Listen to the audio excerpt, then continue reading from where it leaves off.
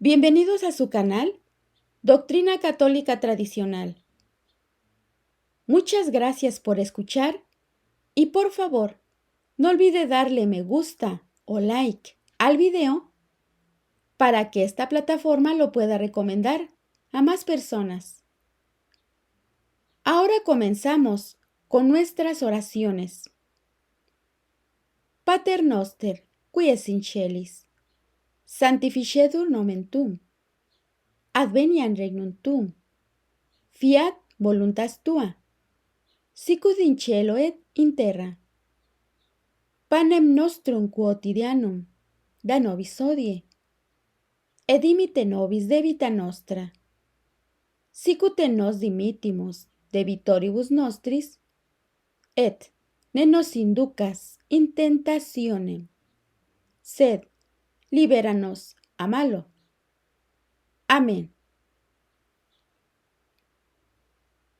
Ave María, gratia plena, Dominus tecum, benedicta tu in mulieribus, et benedictus fructus ventris tui, Iesus. Sancta Maria, Mater Dei, ora pro nobis peccatoribus, nunc et in hora mortis nostre. Amén. Sancte Micael Arcángelum, defende-nos in prelio, contra nequitiam et insidias diaboli, esto presidium, imperet illi Deus, supplices deprecamur. Tuque, princeps milicia celestis, Satanam aliosque spiritus malignos, qui ad perditionem animarum pervagantur in mundo, divina virtute in infernum detrude. Amén. Cor Iesus sacratitium miserere nobis. Cor Iesus sacratitium miserere nobis. Cor Iesus sacratitium miserere nobis. A continuación, dejo la información y los enlaces de este tema. El valor salvífico del sufrimiento en la doctrina católica tradicional. Es un tema de proyecto Emmaús. La tradición católica, antes del Concilio Vaticano II, asignó un profundo valor salvífico al sufrimiento humano cuando éste es unido a Cristo. Los santos y teólogos enseñaron que el dolor, aceptado con fe, puede convertirse en camino de salvación. Esta doctrina, tan dejada de lado en nuestros días y muchas veces sustituida por la mundana, entre comillas, calidad de vida, se basó en 4 aspectos principales. El sufrimiento como medio de unión con Cristo, como expiación por los pecados propios y ajenos, como acto meritorio y como camino de purificación interior. Desde los primeros siglos, los padres de la Iglesia vieron el sufrimiento de los fieles como una participación en la pasión de Cristo. San Agustín utiliza la metáfora divina del médico y la medicina para explicar esto. Dios, como médico, utiliza el sufrimiento para curar al alma enferma de pecado, causándole un dolor temporal que conduce a la salud eterna. En palabras de San Agustín, la medicina actúa al contrario. Te procura un dolor temporal para que alcances la salud duradera. Sírvete de ella y no la rechaces.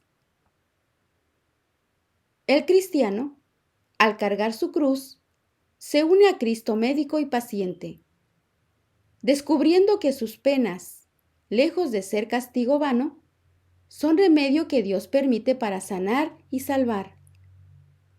La Sagrada Escritura inspiró esta visión. Colosenses capítulo 1, versículo 24. Ahora me alegro de mis sufrimientos por vosotros, porque así completo en mi carne lo que falta a las tribulaciones de Cristo, en favor de su cuerpo, que es la Iglesia. Los teólogos explicaron que no es que a la pasión de Cristo le faltara algo en sí misma, sino que Cristo asocia a su Iglesia en la aplicación de los frutos de su cruz.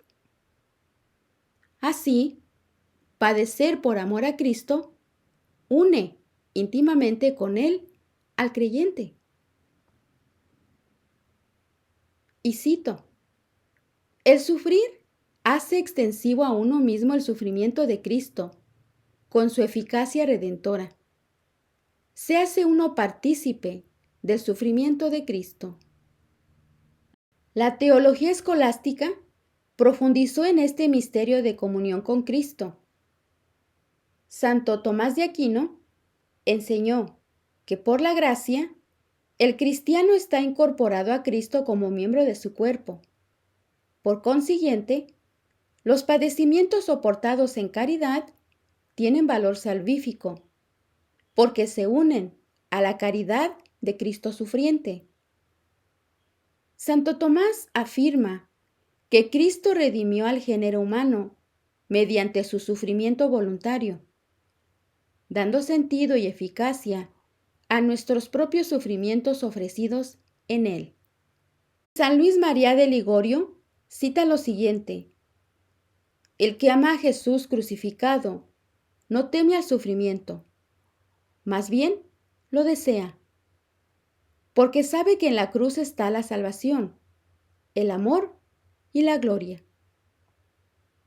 De hecho, según un estudio tomista, entre comillas, la finalidad del sufrimiento es reparar la injusticia cometida por el pecado y ganar méritos para el cielo. Por eso, Jesucristo redimió al género humano mediante su sufrimiento voluntario. Así, cada cruz llevada con amor nos configura con Cristo crucificado. Los místicos expresaron de forma especialmente vivida esta unión con Cristo en el dolor. San Juan de la Cruz, buscando la perfecta unión con Dios, adoptó como lema padecer y ser despreciado por vos, es decir, por padecer por Dios. Entendía que el alma llega a la más alta espesura de conocimiento divino participando de la cruz de Cristo. En sus dichos de luz y amor, escribe lo siguiente: el más puro padecer trae y acarrea más puro entender, señalando que la profunda comprensión de Dios nace de los sufrimientos llevados por Él. Igualmente, Santa Teresa de Jesús repetía lo siguiente: sufrir o morir, deseando no vivir una vida cómoda y sin cruz, sino aprovechar cada tribulación para amar más a Cristo. Para Santa Teresa de Jesús, el amor verdadero a Dios se prueba en la disposición a sufrir por Él. Y cito, el amor de Dios se adquiere resolviéndonos a trabajar y a sufrir por Él. San Juan Eudis cita lo siguiente: Dios prueba a sus amigos por medio del sufrimiento. Es en la prueba donde el alma se purifica, como el oro en el crisol. Estas expresiones demuestran que los santos veían el dolor abrazado por amor como un medio privilegiado de intimidad con Jesús, quien sufrió por nosotros. En la espiritualidad monástica tradicional, se inculcaba la unión con Cristo crucificado mediante la ascesis y la penitencia. Los monjes ofrecían ayunos, vigilias y mortificaciones físicas voluntarias para compartir de algún modo los sufrimientos de Cristo y así asemejarse más a Él. Máximas como Quien de veras ama a Dios, ama la cruz. Guiaban la vida conventual. Esa espiritualidad entendía que Cristo sufre en sus miembros y que cada religioso, soportando con fe sus dolores o negaciones, podía decir como San Pablo, en Gálatas capítulo 2:19 lo siguiente: estoy crucificado con Cristo. En resumen, el sufrimiento aceptado en gracia es para la tradición católica un lugar de encuentro con Jesucristo. Porque en Romanos capítulo 8, versículo 17 leemos: nos hace miembros vivos de su cuerpo, por la semejanza con Él en la cruz, en espera de compartir también su gloria. San Luis María Griñón de Montfort cita lo siguiente: no hay cruz sin Jesús, ni Jesús sin cruz. El verdadero discípulo de Cristo abraza la cruz con amor, no la rehúye. El sufrimiento como expiación de los pecados propios y ajenos. Otro pilar de la doctrina tradicional es considerar el sufrimiento, especialmente cuando se acepta como penitencia, con un valor expiatorio o satisfactorio por el pecado. Esta idea aparece ya en la patrística. Y cito: muchos padres enseñaron que la penitencia del cristiano, como los ayunos, lágrimas, privaciones, sirve para satisfacer la justicia divina ofendida por nuestros pecados, uniéndonos al único sacrificio expiatorio de Cristo.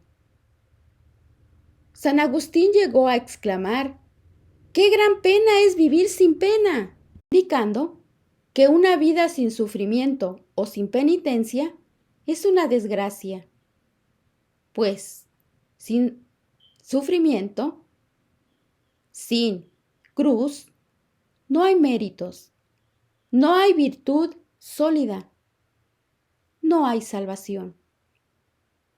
En otras palabras, desde que Cristo nos redimió padeciendo en la cruz, no puede haber salvación sin la cruz. In cruce salus. En la cruz está la salvación. Por eso, vivir sin ninguna, entre comillas, pena o sufrimiento sería señal de no participar en la cruz de Cristo y de carecer de méritos para la vida eterna.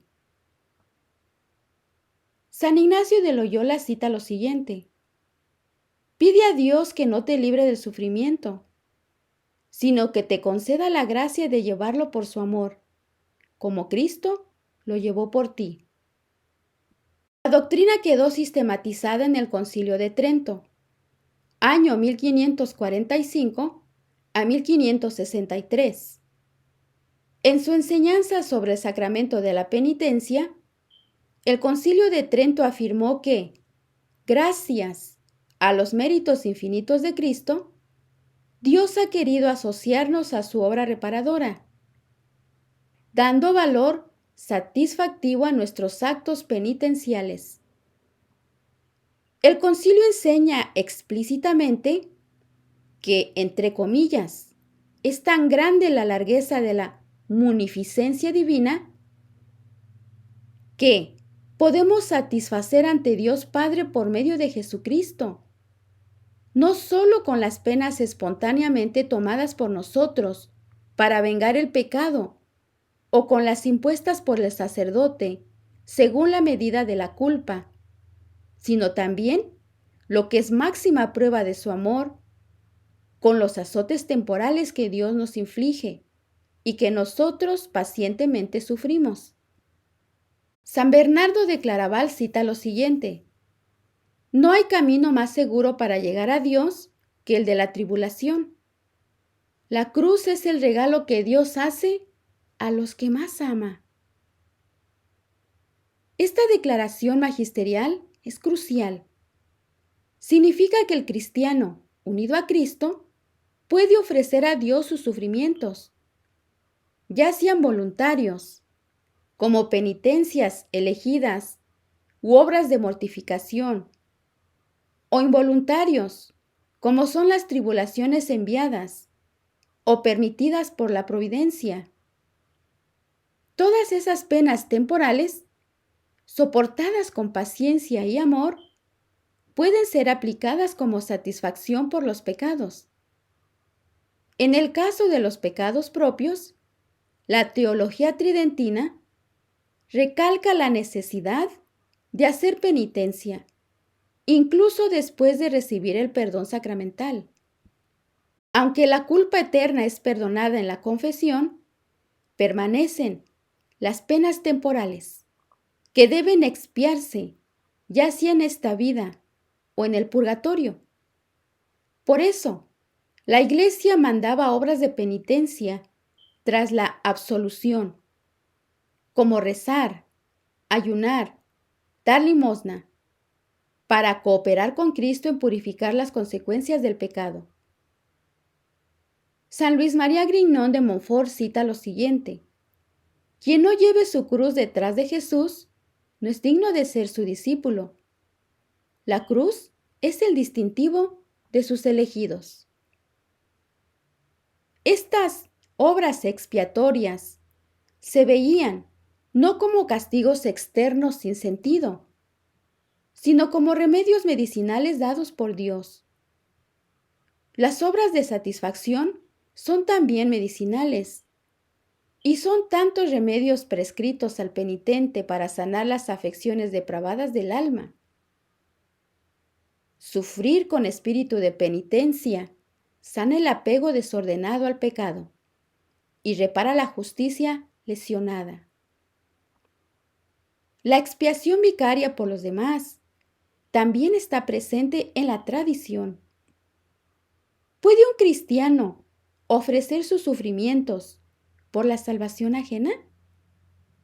La respuesta es sí, en virtud de la comunión de los santos. Santo Tomás de Aquino y otros escolásticos enseñaron que aunque estrictamente solo Cristo pudo merecer la redención de todos, Dios acepta que los santos intercedan y satisfagan de modo subordinado unos por otros, porque todos estamos unidos en la caridad de Cristo. Santa Teresa de Jesús cita lo siguiente: Dios no nos paga en esta vida sino con cruces, y cuantas más nos da, más demuestra su amor. Santo Tomás sostiene que la satisfacción de uno puede aprovechar a otro, en cuanto ambos están unidos en la caridad, en el cuerpo de la Iglesia. Así se explica la práctica de ofrecer sufragios por las almas del purgatorio.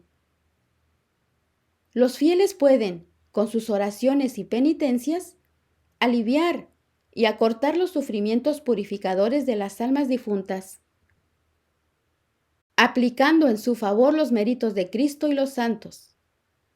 Igualmente, los santos ofrecían en sus dolores por la conversión de los pecadores.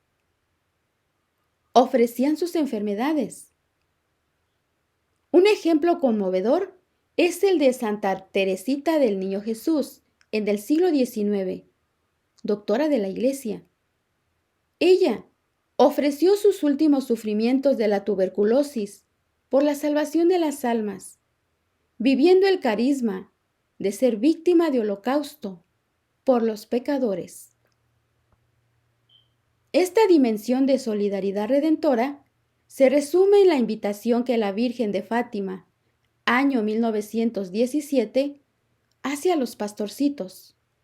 Y cito: ofreceos por los pecadores y decid muchas veces, especialmente al hacer algún sacrificio, lo siguiente: oh Jesús, es por tu amor, por la conversión de los pecadores y en reparación por los pecados. Si bien este ejemplo es del siglo XX, refleja una comprensión ya existente. El cristiano participa de la caridad reparadora de Cristo, pudiendo ofrecer sus penas por otros. En la vida cristiana ordinaria previa al Vaticano II, esta noción de expiación era enseñada al pueblo con la teología de ofrecer los sufrimientos. Frases como ofrece tus penas a Dios o une tu dolor al de Cristo en la cruz eran comunes en la predicación y en los catecismos. Se inculcaba que ninguna lágrima o contrariedad ofrecida a Dios se perdía, sino que podía servir para perdón de los pecados propios o del prójimo. Santa Catalina de Siena cita lo siguiente: no se llega al cielo en carroza, se llega a fuerza de lágrimas, sangre y amor crucificado. Muchas devociones populares llevaban implícito este sentido expiatorio. Por ejemplo, el Via Crucis, que es el camino de la cruz, animaban a los fieles a acompañar a Jesús cargando la cruz de cada día, en desagravio por los pecados del mundo. La devoción al Sagrado Corazón de Jesús, especialmente tras las revelaciones a Santa Margarita María de Alacoque, siglo XVII. Insistía en la idea de reparar con sacrificios y oraciones las ofensas hechas al corazón de Jesús. Los papas del siglo XIX, al fomentar la consagración al Sagrado Corazón, subrayaban el tema de la reparación. El Papa León XIII, en su encíclica Annum Sacrum, año 1899, consagró el mundo al Sagrado Corazón, motivando a los fieles, entre comillas, a compensar con amor y penitencia las injurias que sufre Jesús de los ingratos.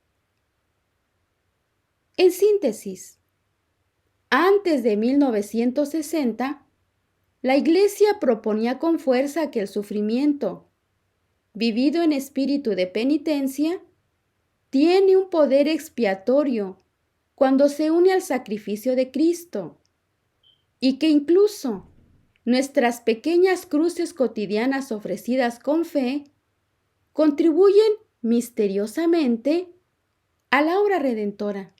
Colosenses, capítulo 1, versículo 24. Ahora veamos el sufrimiento como acto de mérito y virtud cristiana.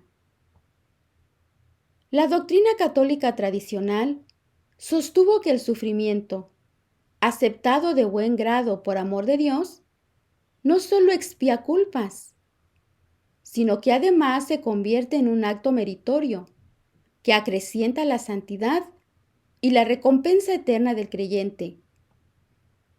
Esto se funda en la enseñanza sobre el mérito en estado de gracia. Y cito: toda buena obra realizada por la gracia de Cristo merece un aumento de gloria celestial. Soportar con paciencia los males de esta vida es, sin duda, una obra buena, inspirada por la caridad, y por tanto tiene mérito sobrenatural. Santo Tomás de Aquino analiza la paciencia, que es parte de la virtud de la fortaleza, como central en la perfección cristiana. Él afirma que soportar los males presentes por amor a un bien mayor, que es Dios, es señal de gran virtud y merece premio. Según Santo Tomás, y cito: nadie puede meritoriamente sufrir por Dios sin la gracia de la caridad. Pero con la caridad, incluso el más pequeño sufrimiento, llevado por Dios, supera a las mayores obras hechas sin caridad. Este principio muestra que el valor meritorio del sufrimiento proviene de la caridad con que se sobrelleva. Así, un enfermo que ofrece sus dolores con amor a Dios realiza un acto meritorio de alto grado, quizás más que muchas obras externas. El Concilio de Trento, en su decreto sobre la justificación, en la sesión 6, capítulo 16, declaró que las buenas obras del cristiano, incluyendo la paciencia en la tribulación, verdaderamente merecen el aumento de gracia, la vida eterna y la obtención de la gloria por Cristo, si es que muere en gracia.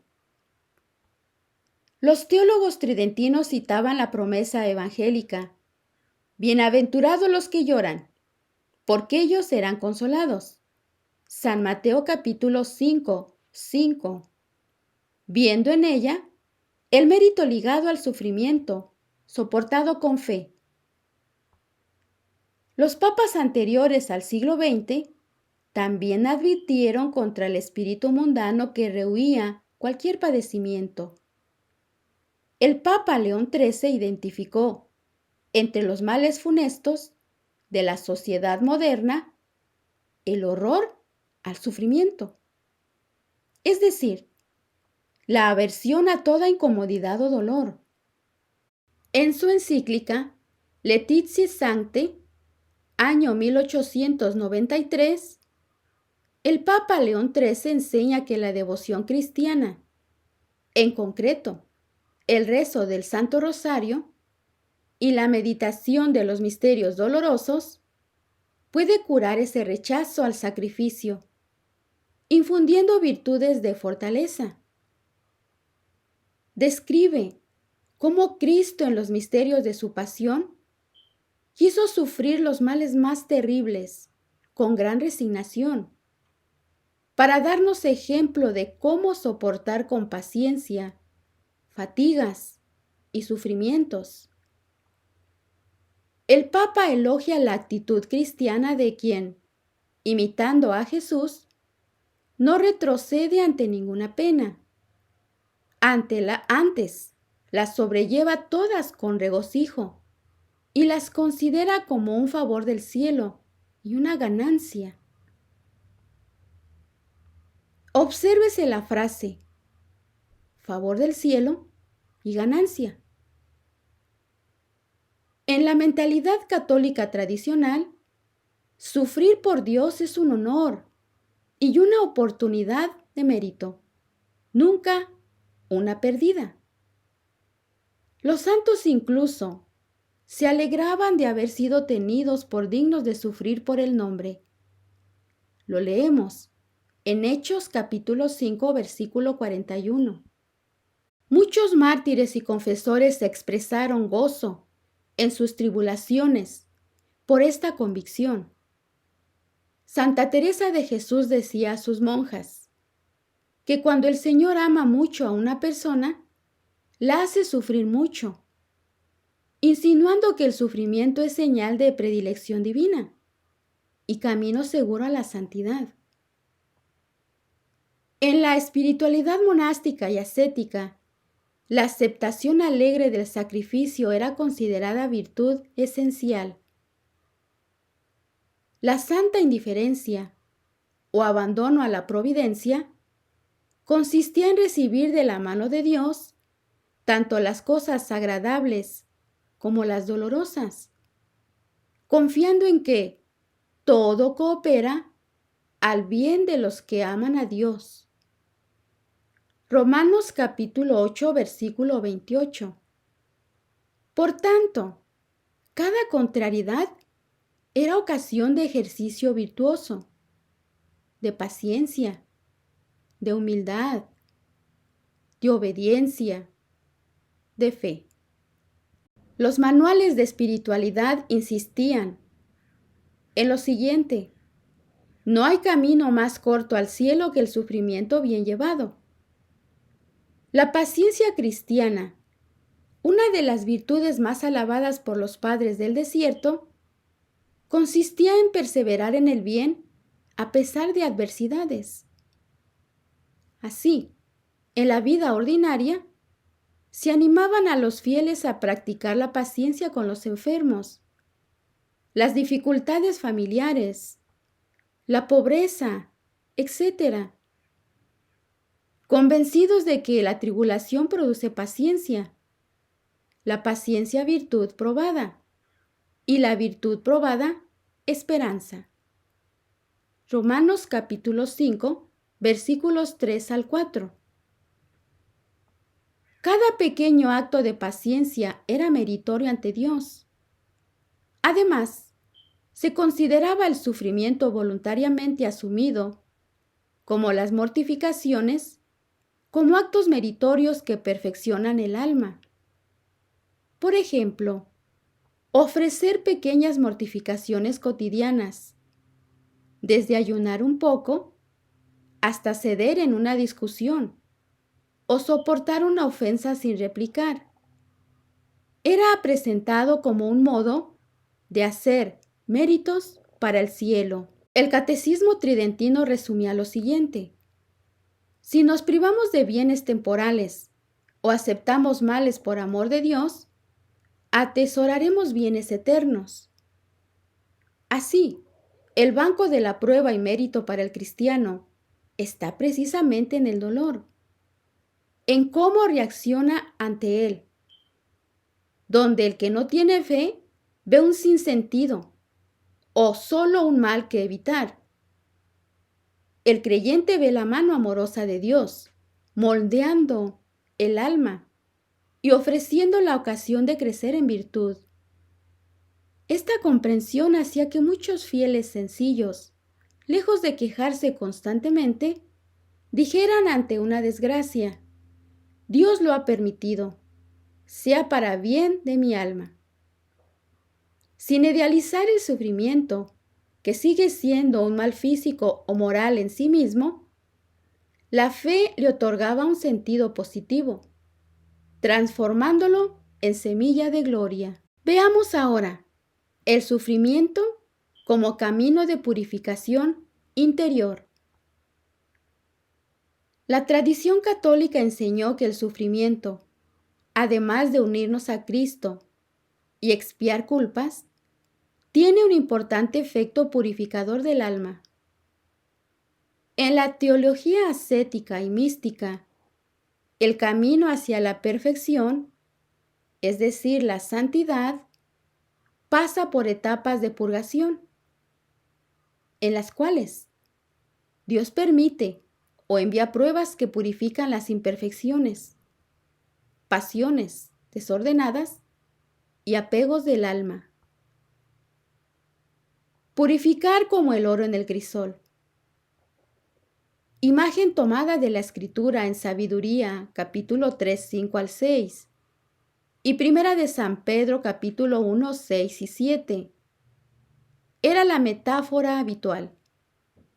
Así como el oro se purga con fuego para quitarle impurezas, el alma es purgada con el fuego del sufrimiento, para que brille la imagen de Cristo en ella.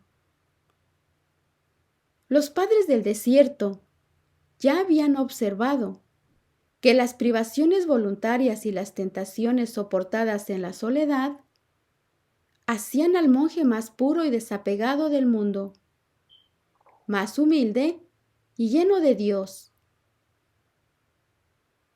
Evagrio Póntico y otros maestros decían que sin luchar contra las tentaciones y sin sufrir la asidia, que es la desolación espiritual, no se alcanza la apatheia, es decir, la pureza de corazón. Es decir, la purificación interior requiere atravesar cierta cuota de dolor interior, como desolaciones, sequedad, etc. Esta intuición la desarrollaron los grandes místicos españoles del siglo XVI, especialmente San Juan de la Cruz. Él delineó la famosa doctrina de la noche oscura del alma. Según San Juan, Dios mismo introduce al alma que desea la santidad en noches de purificación sensitiva y espiritual, que consisten en sufrimientos profundos del alma, como es la aridez en la oración, sensación de abandono de Dios, tentaciones intensas, incluso dolores físicos o enfermedades que coinciden. Todo esto no es castigo, sino un proceso medicinal.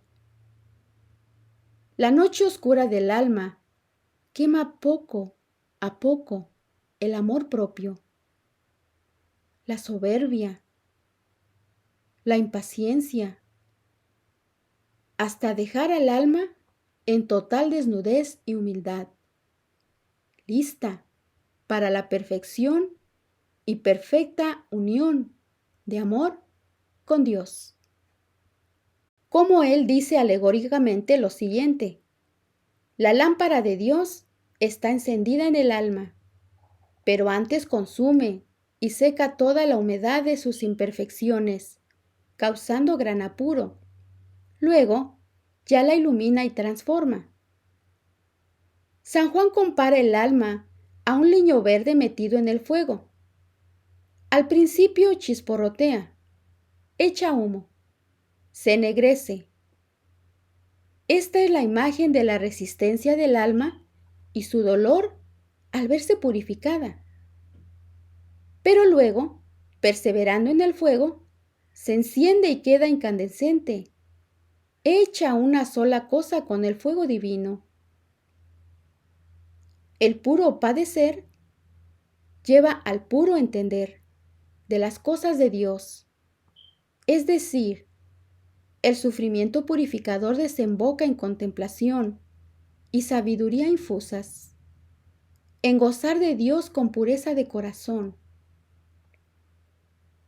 Santa Teresa de Jesús coincide en que la oración perfecta pasa por la noche de la purificación. Esto lo leemos en su libro En las Moradas, Morada, capítulo 6. Santa Teresa describe las pruebas espirituales como sequedades extremas, enfermedades, calumnias, persecuciones que Dios permite en las almas antes de introducirlas en las últimas moradas de unión divina. Ella misma sufrió periodos de aridez total en la oración y graves enfermedades.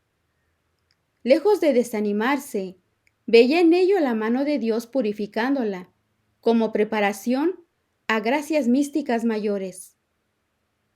Sin estas pruebas, dice, no se alcanza la verdadera humildad ni desapego del yo. De ahí su famosa expresión: gran bien es no hacer caso de uno mismo en nada. Es decir, olvidándose de sí, incluso en las molestias, para dejar que Dios actúe. Santa Teresa aconsejaba a sus monjas tener determinada determinación, de perseverar aunque viniesen tiempos duros.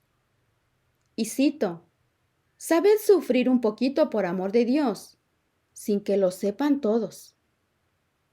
Enseñaba con pedagogía, animándolas a la paciencia oculta y la alegría en medio de la prueba. Este camino purgativo conduce, según Santa Teresa, a la perfecta alegría espiritual, el gozo en medio de la cruz. También en la teología dogmática se consideraba el sufrimiento como purificador, en orden a la vida eterna. Se explicaba la existencia del purgatorio justamente en estos términos. Las almas que mueren en gracia, pero aún con imperfecciones o deudas temporales, pendientes, sobre todo, deben pasar por un sufrimiento purificador antes de entrar en la visión de Dios. Los manuales de teología señalaban que tenemos dos opciones: o purificarnos el alma aquí con los sufrimientos de la vida, aceptados cristianamente, o la purificaremos después en las penas del purgatorio. Por tanto, incluso por conveniencia sobrenatural, vale más abrazar las cruces presentes y santificarse con ellas ahora, que rehuirlas y arriesgarse a mayores penas después. Esta perspectiva hacía que muchos fieles dijeran ante un dolor lo siguiente: ofrezcámoslo ahora al Señor. Así, purificará nuestras almas y sufriremos menos en el purgatorio. Se veía el tiempo de esta vida como tiempo de meritorio y purificación, en contraste con el más allá donde ya solo se recibe el fruto, premio o purga. En la vida monástica, la dimensión purificadora del sufrimiento se institucionalizó mediante la ascesis reglada. La regla de San Benito, por ejemplo, habla de perseverar en las austeridades, hasta que, por parte de Dios, las amargas dificultades se vuelven dulces por el amor de Cristo. La mortificación corporal, como los ayunos, cilicios, disciplinas, tenían el fin de dominar las pasiones de la carne y expiar pecados, pero además buscaba liberar el alma de los impedimentos para la oración contemplativa. Así, los monjes consideraban sus penitencias como un fuego ascético que quemaba el orgullo, la lujuria, la gula, etc., y disponía el corazón para la caridad perfecta. Un viejo adagio ascético rezaba lo siguiente: nadie entra puro en el cielo si antes no ha pasado por la escuela del sufrimiento. Incluso fuera de los conventos, los directores espirituales animaban a aceptar las cruces cotidianas, desde enfermedades hasta contrariedades pequeñas, como medio de santificación personal. El resultado visible de esta purificación, decían, era el crecimiento en las virtudes. La persona que abraza la cruz con fe se vuelve más humilde, más compasiva, más desprendida de lo terreno y más llena de Dios. En la teología dogmática tradicional, la cuestión del sufrimiento redentor se integraba en los tratados de soteriología, que es la doctrina de la salvación y de gracia. Los manuales de dogma, por ejemplo, los textos de Adolphe Tanqueray, Ludwig Ott, etc., explicaban formalmente que los sufrimientos de Cristo tienen valor infinito de redención y que por participación nuestros sufrimientos en estado de gracia adquieren un valor secundario pero real. En el Tratado de Redemptione se señalaba la diferencia entre satisfacción propiamente dicha, que es la de Cristo en la cruz suficiente por sí sola para todos, y satisfacciones aplicativas, que son las nuestras, que Cristo asocia a la suya. Asimismo, en el Tratado de Penitencia sobre la penitencia, se exponía la doctrina del Concilio de Trento, que ya citamos.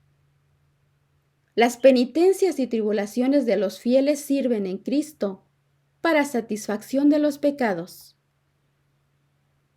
La teología moral, por su parte, al tratar de la virtud de la penitencia y de la paciencia, instruía que es deber del cristiano aceptar los sufrimientos con resignación cristiana, que no es pasividad fatalista, sino actitud activa de ofrecer el dolor a Dios. Se citaba esto con frecuencia en el apóstol Santiago capítulo 1 versículos 2 al 4, y cito lo siguiente: tened por gozo pleno, hermanos, cuando os veáis rodeados de diversas pruebas, sabiendo que la prueba de vuestra fe produce paciencia, mas la paciencia ha de tener su obra perfecta, para que seáis perfectos y cabales, sin que os falte nada. Este pasaje bíblico era una base para explicar por qué Dios permite el sufrimiento de los justos, para probarlos y perfeccionarlos en santidad. En la espiritualidad monástica y religiosa, la doctrina del valor salvífico del sufrimiento se transmitía vivencialmente. Los novicios, al entrar a un monasterio o convento, recibían formación en la teología de la cruz. Se les enseñaba que habían de morir a sí mismos, al ego, a las comodidades, para renacer a una vida oculta con Cristo. Lemas como cruz, trabajo y constancia, propio de los benedictinos, o penitencia, oración y sacrificio, de muchas órdenes capturaban esta idea. En la predicación a las comunidades religiosas, se ensalzaba a los mártires y penitentes como modelos que encontraron en el dolor su camino de unión con Dios. La liturgia católica también refuerza esta doctrina, y cito: en la Semana Santa, por ejemplo, los sermones del Viernes Santo subrayaban que la cruz es nuestra única esperanza, invitando a todos a no temer la cruz. Las vísperas de santos mártires contenían antífonas como: aunque pasaron por el fuego y el agua, tú los sacaste a un lugar de reposo.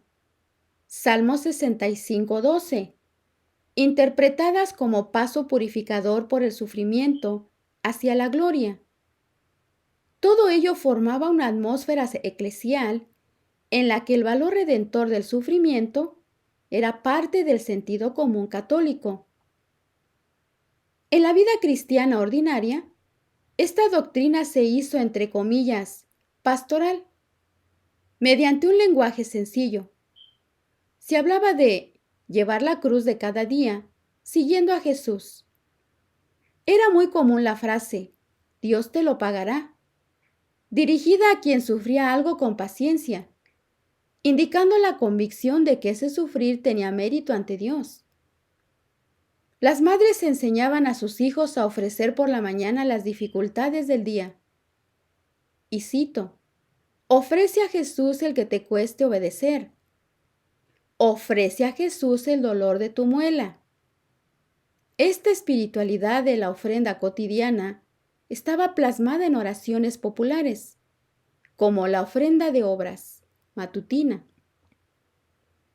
Y cito: oh Jesús, en unión con el Sacratísimo Corazón, te ofrezco mis oraciones, trabajos, gozos y sufrimientos de este día por todas las intenciones. Aquí se ve claramente cómo se entendía que los sufrimientos diarios, unidos a Cristo en la Eucaristía, su Sacratísimo Corazón, cooperan con las intenciones salvíficas de la Iglesia, por la conversión, por las almas, etc. Asimismo, las asociaciones piadosas antes del Vaticano II, como la Legión de María, el Apostolado de la Oración, etc., inculcaban a sus miembros la práctica de hacer sacrificios por la Iglesia. Por ejemplo, se recomendaban pequeñas renuncias, como privarse de algo, guardar silencio ante un agravio y decir interiormente: esto por amor a ti, Jesús, y por tal intención. En las misiones populares y retiros, los predicadores recordaban la siguiente sentencia: quien no toma su cruz y sigue a Cristo, no es digno de él. Explicando que eso se aplica a cada cristiano, no solo a almas excepcionales. Antes del Concilio Vaticano II, la Iglesia enseñó consistentemente que el sufrimiento, lejos de ser un mal sin sentido, tiene un gran valor salvífico cuando se vive en gracia y se orienta a Dios. Los santos padres lo llamaron medicina del alma. Los teólogos mostraron su necesidad para satisfacción de la justicia y crecimiento en méritos. El magisterio tridentino lo elevó a doctrina segura de fe. Los papas lo propusieron como antídoto contra los vicios modernos, como la comodidad y el hedonismo. Y los místicos dieron testimonio personal de su poder transformador. En la teología dogmática se integró en la comprensión del misterio de la cruz y la comunión de los santos. En la espiritualidad monástica se vivió con radicalidad evangélica y en la piedad popular se tradujo en la práctica constante de ofrecer y unir cada dolor a los de Cristo. Como afirmaba San Agustín lo siguiente: Dios es médico y el sufrimiento es medicina para la salvación, no un castigo para la condenación. Esta frase sintetiza el sentir católico tradicional. Dios, por amor, utiliza incluso nuestros dolores para curarnos, santificarnos y salvarnos, asociándonos al único Salvador, Jesucristo. Por tanto, el creyente preconciliar encontraba en la cruz no un absurdo, sino un misterio de amor. En la cruz está la vida y el consuelo, y ella sola es el camino para el cielo. Palabras de Santa Teresa. Lejos de glorificar el sufrimiento por sí mismo, la Iglesia glorificaba la caridad de Cristo, que convierte el mal del sufrimiento en instrumento de redención. Esta doctrina del valor salvífico del sufrimiento ofreció consuelo y sentido a innumerables almas a lo largo de los siglos, enseñándoles a clamar con confianza en medio de la prueba: Salve, oh cruz, única esperanza.